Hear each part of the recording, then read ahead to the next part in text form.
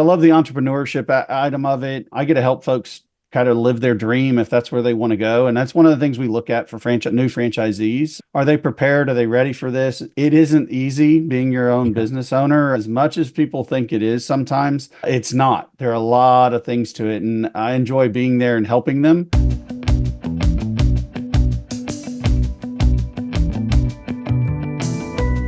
Hello, everyone, and thanks for tuning in to the latest edition of Fran Coach's Franchising 101 podcast. I am Tim Parmeter, founder and CEO of Fran Coach and your podcast host. Today, we are going to welcome one of our franchise partners here to again talk about their brand. But I'm going to do so with a little riddle today. Let's have a little fun. So today's franchise is part of a over $200 billion industry, almost every single dollar of which is paid for by insurance. Yet most people don't even know this niche exists. And when they do know that it exists, you never, ever, ever want to be a customer of this franchise. What is it? Why don't you ponder that for a second while I tell you about who Fran Coach is. And Fran Coach, we are a national search firm dedicated to working with individuals like yourself interested in owning a franchise. We're partnered with over 600 franchises in about 70 industries. And two real goals. Number one is to help get you properly educated on franchise ownership to determine if it's the path for you. And then second is, if so, what is your absolute best match? Maybe it's the one we're talking about today. So let's get right to it. All right, so that's a little bit about us. Now let's get to our guest. And joining us today is the president of our featured franchise, which is called 1-800 Packouts, Mr. Stefan Figley. Stefan, thanks for joining us today. Hey, thanks for having me. Love being here. We are excited to talk to you, and we kind of opened this with a little bit of a fun franchising riddle of what the heck this thing could be, because this is a franchise that most people don't know even exist. Like, they don't know anything about this industry, and weirdly, one of the few things, none of your customers want to ever see you. They never ever want to see you again. So we want to hear all about Packouts, but we got to put that on the side burner here for a second, because I'm all about the people, and this industry is really all about the people. Tell us a little bit about you and kind of your journey into even franchising, and then ultimately to 1-800 Packouts.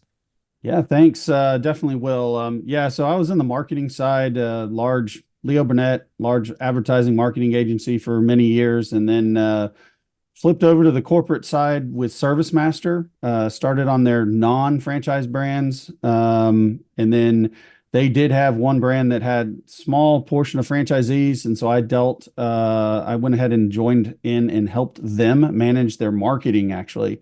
And so that was kind of a good start. That's how I entered into the franchising world. Moved over as the CMO of Mary Maids, one of their brands. And from then on, I've been in franchising pretty much almost steadily for the last 18 years.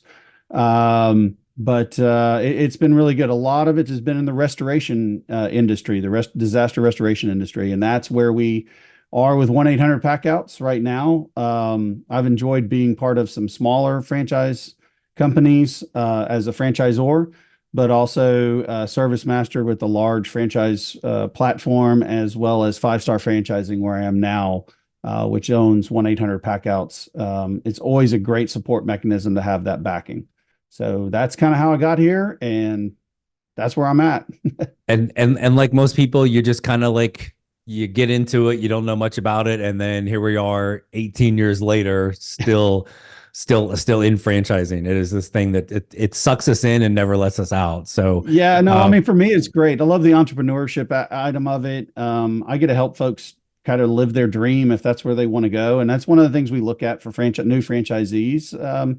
Are they prepared? Are they ready for this? It isn't easy being your own business owner, as much as people think it is sometimes.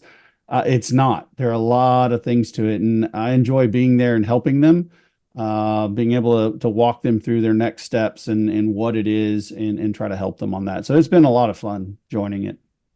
Wait, so you're saying it's not easy? What the hell, man? Like, I thought this was something, I just kick my feet up on the desk and you guys make me millions and millions of dollars. That's not the case. Yeah, it's amazing. I've had some franchisees that think that and thought that. It's yeah, it's Yeah. you actually have to run a business. Even Oh my as a gosh. franchisee, you think you're getting all this. You are. You're getting a lot of things you don't. And I think a lot of folks sometimes take that for granted. They think it's all just going to be given to them, and they just sit and take a paycheck or collect the profit off of all their business. And it's that would be great, but there's a lot of work that goes into it. And the successful franchisees, kudos to them because they have really put the time in, helped and worked probably with their franchisor partner, and were able to build it up and have been very successful. So just like anything else, we see something from every spectrum, but yeah, it's fun being part of it and seeing the successes that come with it. Yeah. Well, and right off the bat, seriously, I just appreciate and knowing the folks at Five Star, like you actually like throw that out there. This is hard work, right? It's not easy. There are some franchisors or some groups out there, our fun little buzzword in franchising right now, responsible franchising, that don't do that. That's also just for our, all seven of our followers and listeners. That's why those people aren't on this podcast. So, but appreciate you talking about that right off the bat.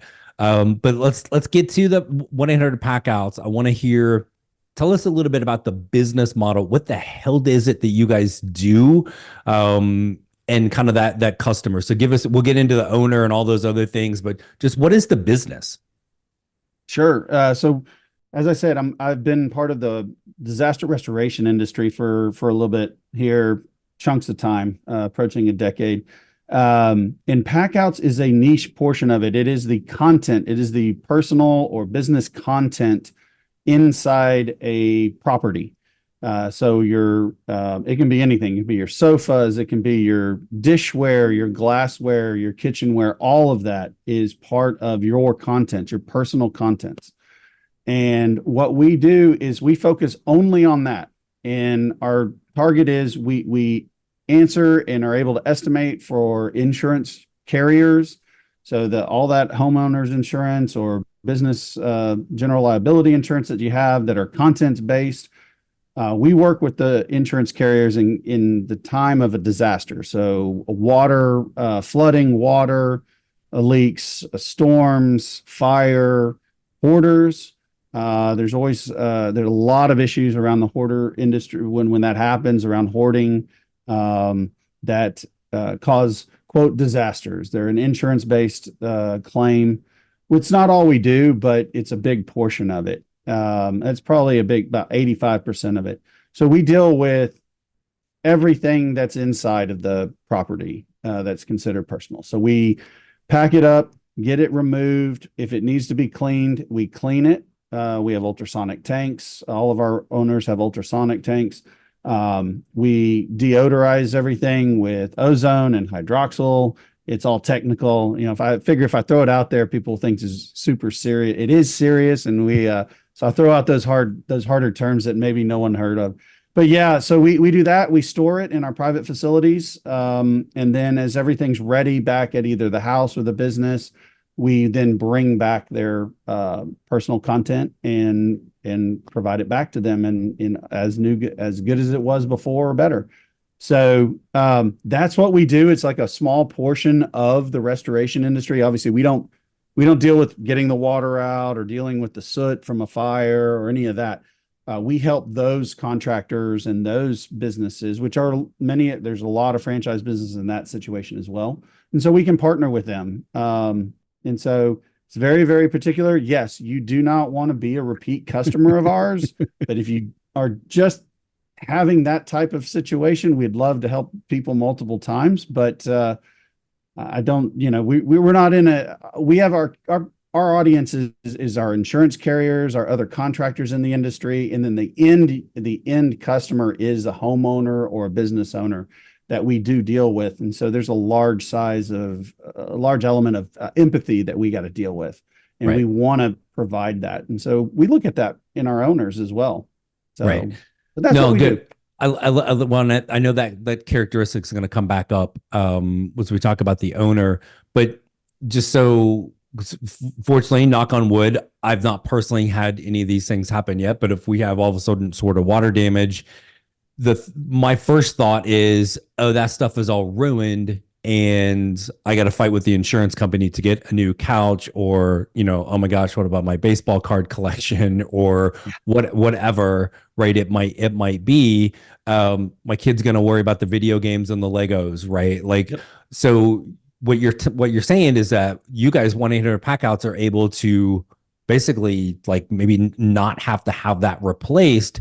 You can get the water damage, the fire, whatever, out of it and bring it back just like it was before. Yeah, absolutely. I mean, some of it is lost there, and that'll be a determination that the insurance company, the insurance carrier, and we make together. We do have the ability to make recommendations that it's completely lost or that we can salvage it. But a lot of items, it all depends on the balance and who the homeowner is, or the business part, or the business owner, and what they want in their carriers. It's all a big influence. It also depends what happened. Right. And so but yes, we can do that. It's funny you bring up something like Legos. Legos are great. Those are all cleanable. We got ultrasonic tanks, such as, the ultrasonic vibration, and it removes all of the contaminants on it, cleaned, dried, back to normal, ready to go. And we've done, I've talked to a lot of our owners, and those are the fun ones, because we know that gets back to somebody that's really, really going to enjoy them again. So, but yeah, that's what we do. We try to bring things back. Goes all the way to electronics.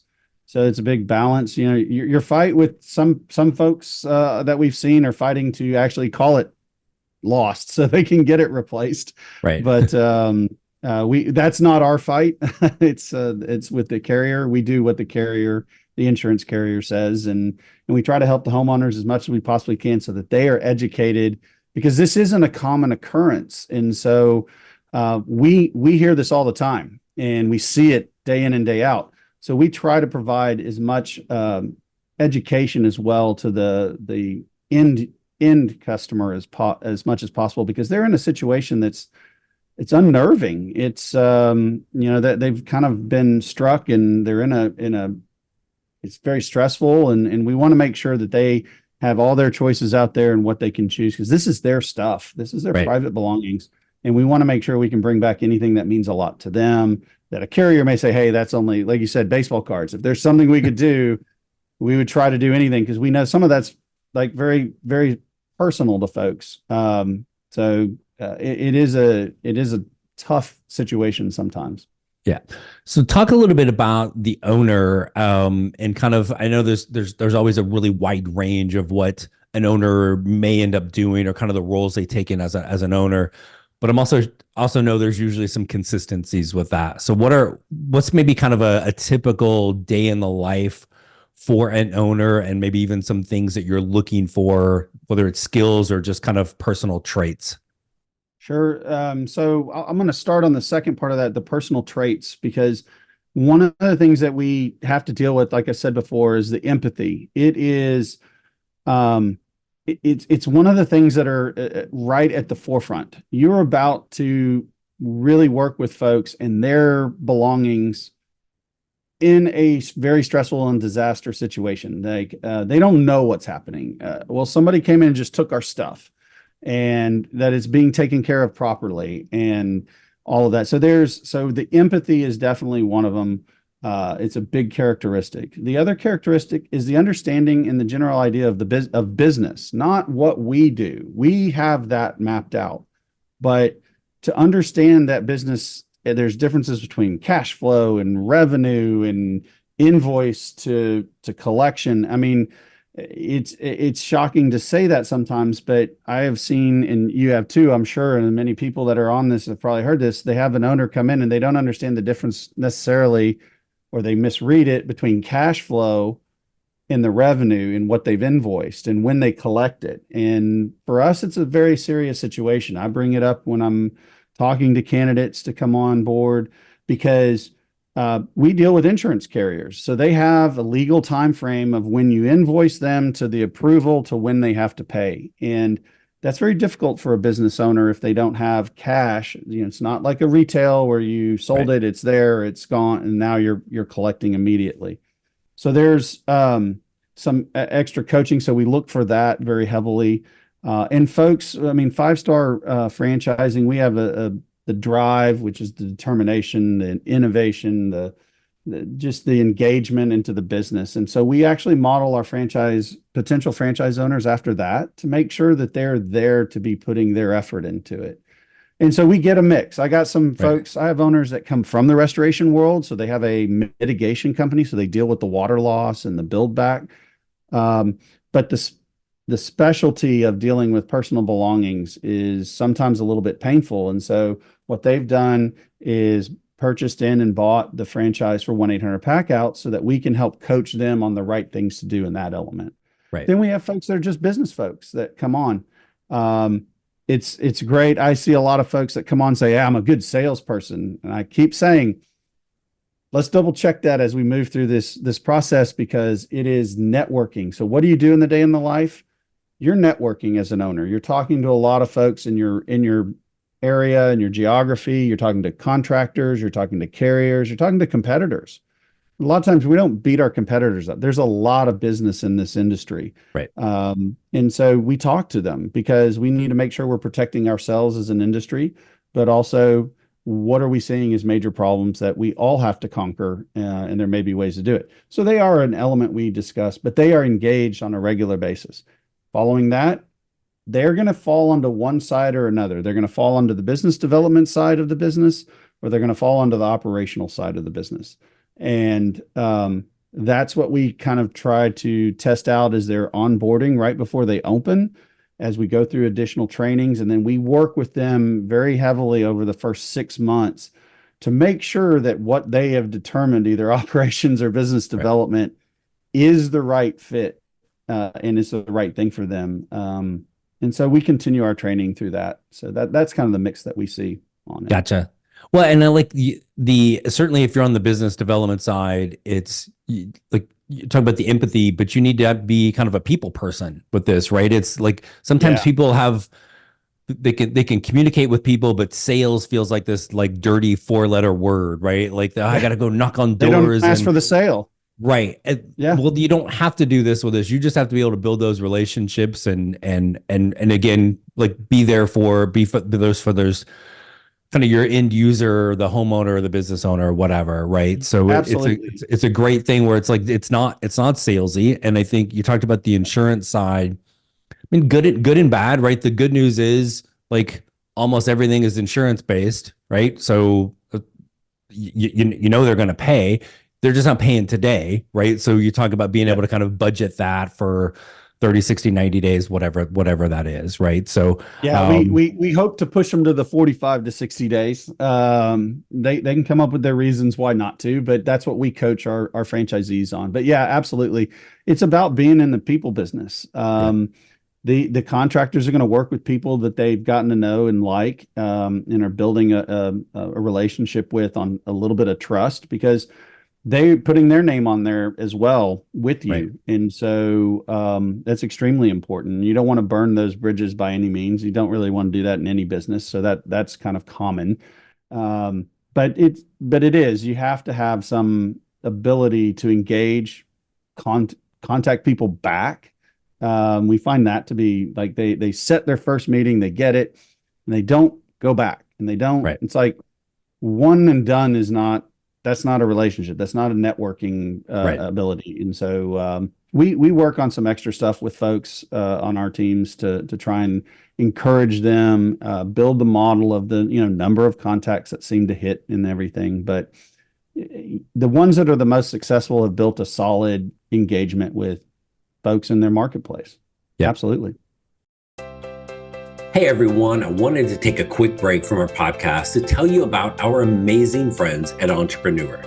If you're looking to become a franchisee or simply learn more about business ownership, and guys, let's be honest, you're listening to the Franchising 101 podcast, so we know you have some interest in this. And I really encourage you to go to entrepreneur.com to check out all of their great content and resources. Seriously, Entrepreneur has everything. all the way from a bookstore to the best podcasts, webinars, and videos, plus information on upcoming events and the latest articles that seriously, they cover all aspects of franchising and business ownership. If you're having trouble deciding which franchise is right for you, start with Entrepreneur's renowned Franchise 500 ranking, which highlights the best franchises of 2022. For 45 years and counting now, Entrepreneur has been and continues to be the most widely recognized and respected authority in the franchise market. Digital and print subscriptions are available, so you never miss out on anything. So seriously, what are you waiting for? Go to entrepreneur.com right now and learn more. Talk a little bit about the staff. Like, what do we need? We've got an owner, and are they more business development? Are they more operations? But who do we need besides that owner at the beginning? So at the beginning, accounting, whether the owner takes that on or not, you need the basic accounting functions. Obviously, we provided strong chart of accounts to model on, but the getting everything billed correctly. That's why I say that. In the insurance world, we offer billing 4 times through the process of a loss. And so you want to bill those 4 times to encourage cash flow versus saying, hey, I'm going to wait. So if the job takes 60 days and then you wait and then you bill and it takes 60 days, that's 120 days that you're sitting out there with it. You've paid labor, you've paid materials, and you're waiting to get reimbursed for it. And so we really work with our owners around that. And so that's one element. And then it depends. So if you have fallen on the operational side a little bit more, or you want to stay a little bit more in the office, not out in the field, you need a business development person. That is the most primary person that I say. We need business development, building networks, talking to folks, being able to do it, doing an elevator pitch. You need some donut dropper in there that's able to drop by and get some folks, hey, we're here. We're happy to help you. Let's talk about what are your biggest problems with contractors. And then keep engaging with adjusters and carriers. That's that way. If they're more on the business development side, you're going to need somebody fairly soon as jobs start to come in and you're working your claims that are operationally focused, that can handle the pack out, can handle the execution and the scheduling of a truck, getting it moved. Is it cleaned? Is it not? Inventorying everything. So detailed oriented. So you really kind of piece it together. There's ways to do it for a while with some 1099 labor if you train them and bring them in specifically. But the training isn't outrageous for the physical activity of it. Right. It is more around the care. So you can train that, you can and teach that pretty quickly, but it's the repeated business of the inventory, where it is, keeping it clean, protecting everything that's important. And that's where you, as the more and more you get into the business, you're going to need that operational side. Eventually somebody has somebody that focuses only on cleaning. And so they have, okay, this job's here and here's a wall of boxes that are ready to be cleaned, and they take them through the entire cleaning process or into one of the ozone or hydroxyl chambers and make sure that everything's getting cleaned properly and is 100% safe as it's ready to go back.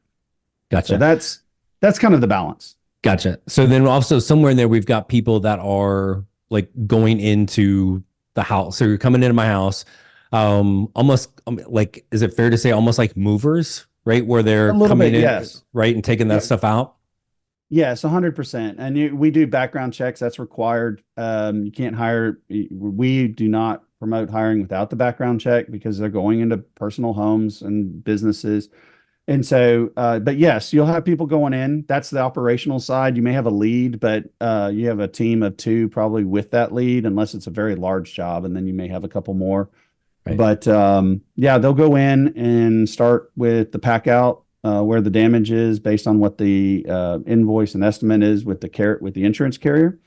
Get it packed out properly, protected, get it into the truck, and get it back to the private storage facility. And all of our folks have climate controlled, and that's climate managed. It doesn't mean AC necessarily. It's a misnomer, but they have their own storage. We don't take it to public storage. It's on our own site. You can come visit it at any time, and it's all inventoried. And so all of our owners know where everything is. We've had folks that have, a fire or something, and they've been out of their house, but they wanted their Christmas decorations, and we know where they are, and we're able to pull them for them so that even in the temporary situation, they still can enjoy their items for their holidays if that's what they so choose.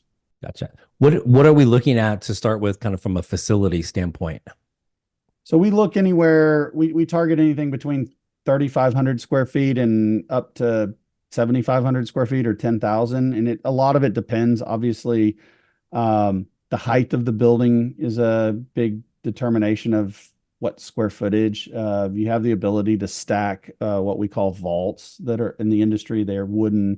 Basically they're wooden crates that you pack somebody's belongings. So if I had a loss and I may have 4 crates and my belongings are actually in boxes inside a crate, and that is able to be moved around. So you can stack a few 2 to 3 high, depending on the height of the stackable height of the ceiling. And that can get you some extra square footage technically on what you can store. So from a facility perspective, everybody must have a facility that can have the capacity of probably storage of 7,000 square feet. Now that could go up or it can go out. And different markets have different availability. And we ask the folks as they're looking through it to be taking that into account as they get towards a discovery day or meet the team day with our entire team. Because what I've seen in the past, they get caught and they're like, oh my God, it's expensive in my market. It's expensive in everybody's market. Right. So it's all built on your pro forma. Pricing is done geographically. The insurance industry has it dealt with through 2 softwares, and they're priced geographically. I mean, so labor is priced based on where you are, so is rent, so is the vehicles that you have. All of that is adjusted geographically, on the fly.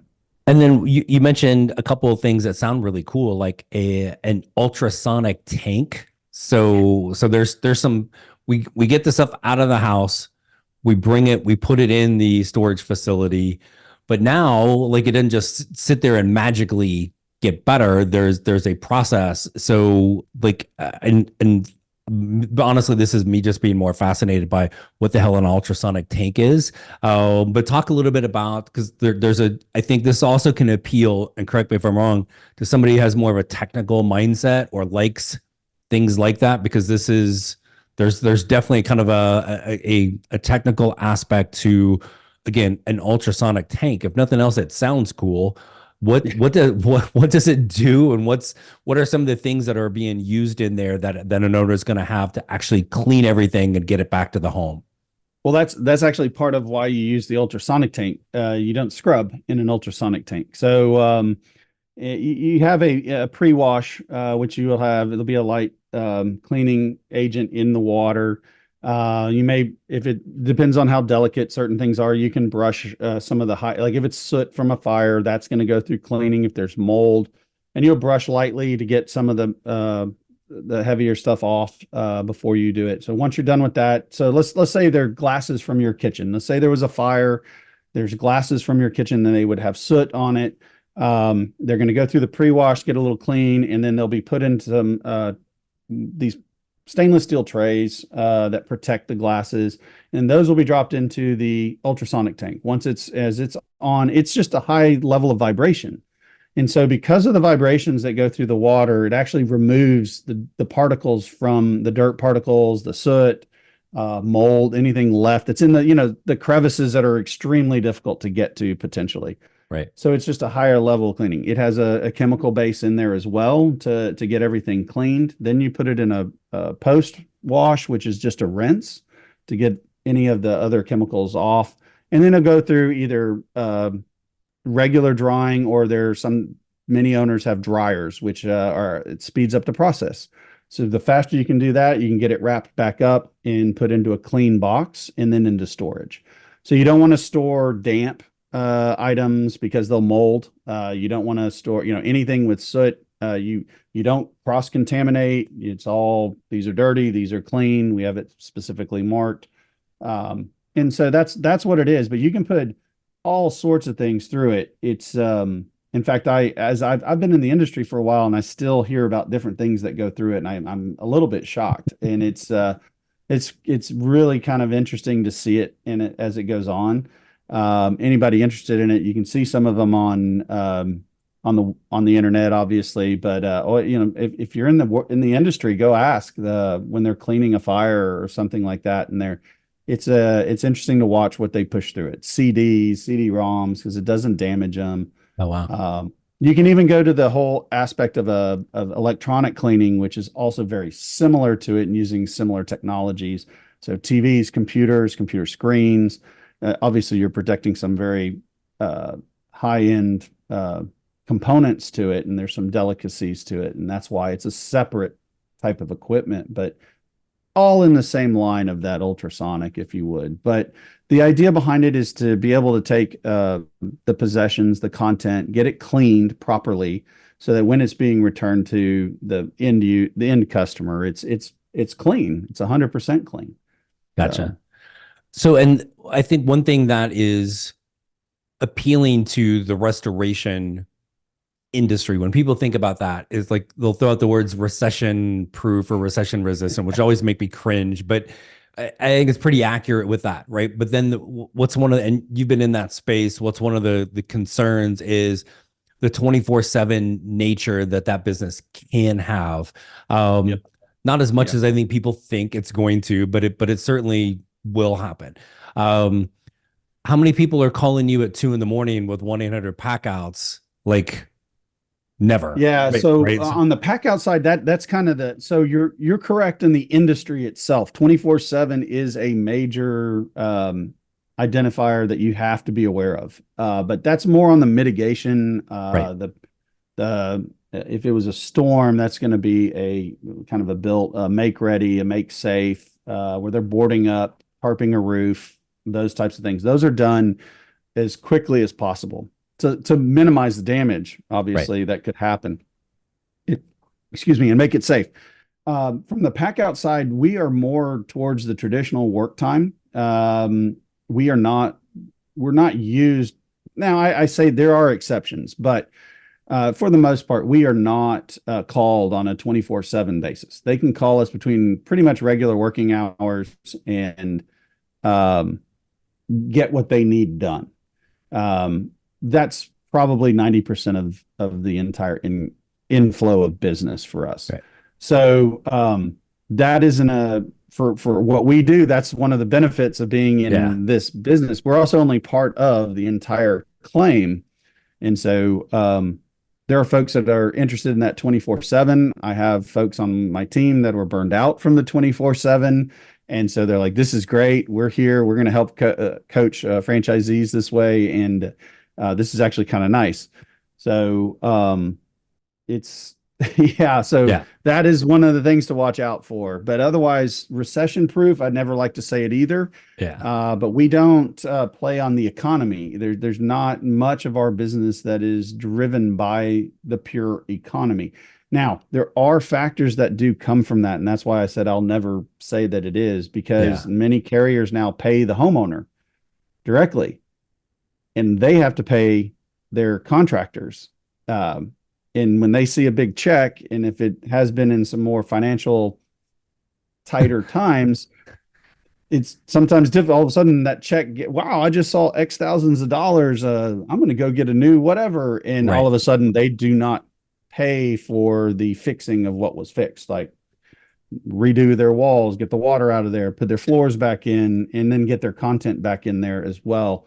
So that's a little bit of a hurdle sometimes that we have to watch out for. The other aspect is just making sure, with all of the increase in pricing around fuel, labor, materials, all of that goes up. Either it's inflation or it just goes up. However you want to say it, it's still there. The adjustment into the software takes a little bit longer to get there. And so we work with our franchise owners to make sure they're doing it right, talking to the insurance carriers to make sure they're getting compensated properly for what they're doing, because it does lag a little bit. And so that's one of the other like risks and issues that we've seen in our industry.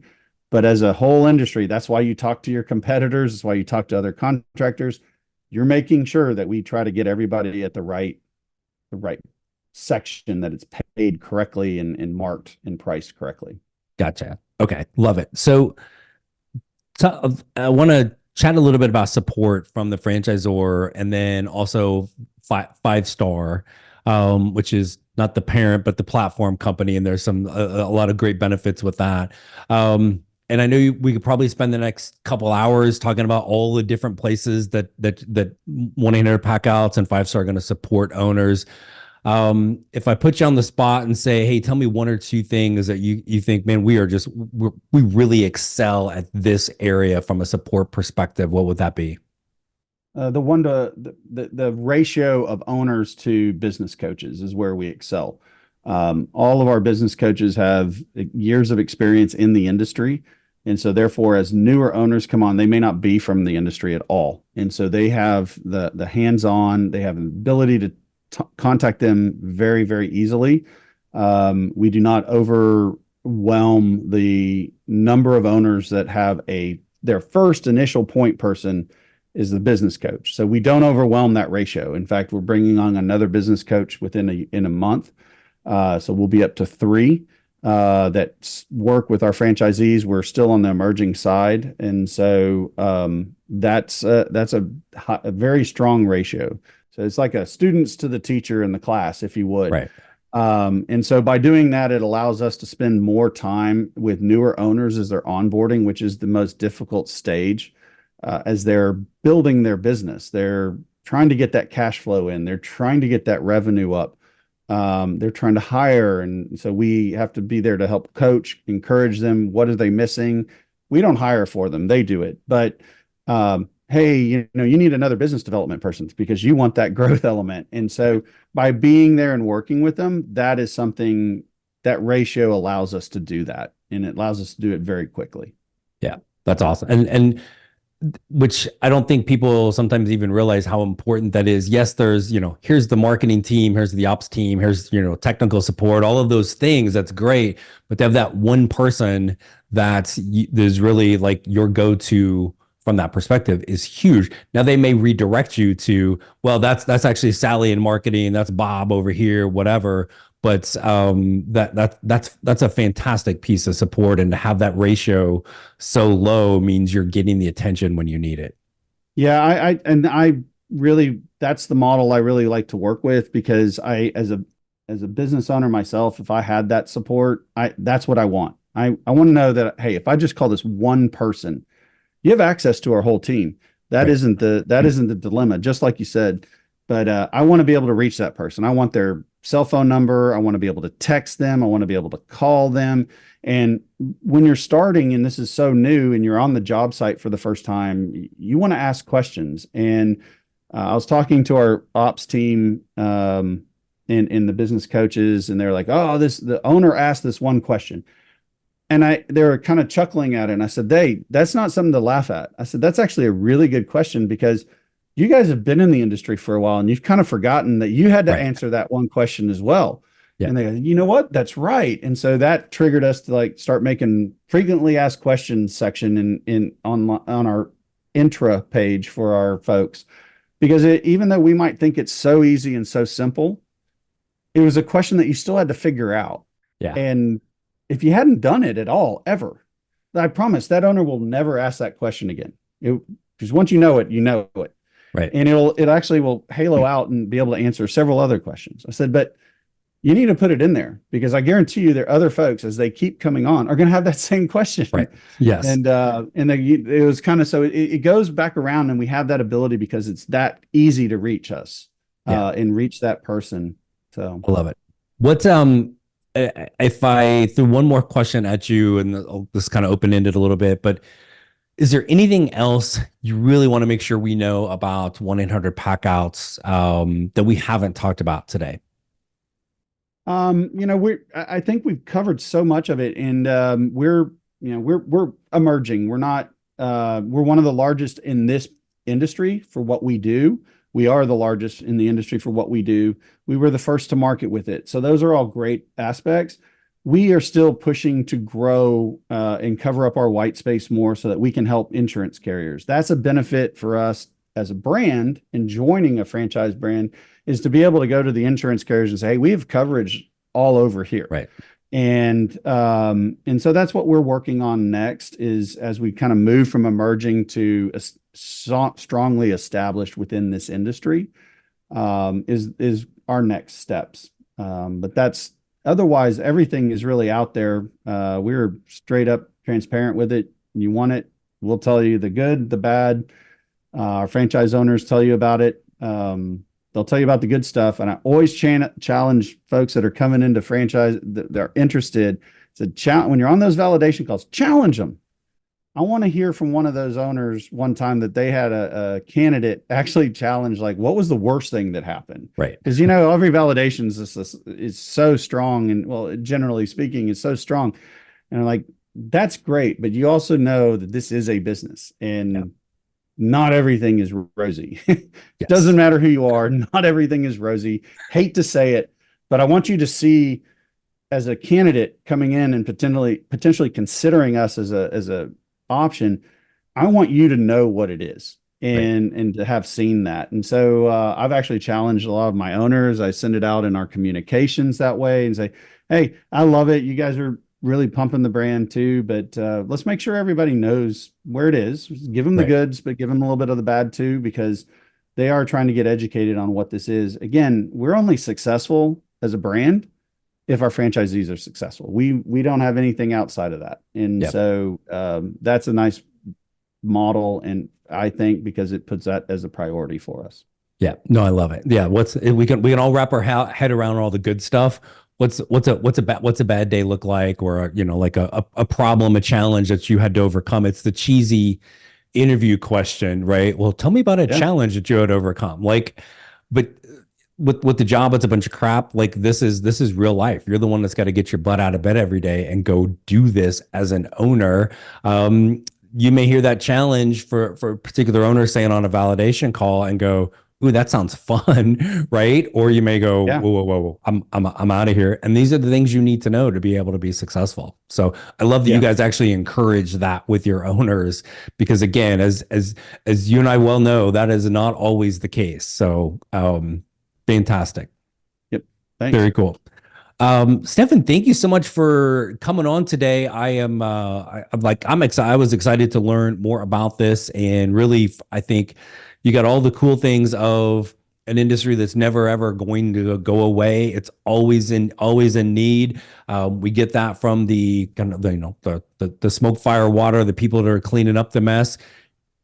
You get to do the same thing with hardly any of the 24/7 wading in the crap, so to speak, and still be the hero. So you still get to wade through some of the crap, and it's I mean, we got to get it out of there so they can take care of their side of that business as well. And sometimes you're wading through some interesting situations. That's what I'll say. But you know, we do prepare for that and everything. But it is a little bit nicer not being stuck on the 24/7 clock necessarily in this industry, for sure. Yeah, absolutely. Stefan, thank you so much for coming on today. Greatly appreciate it.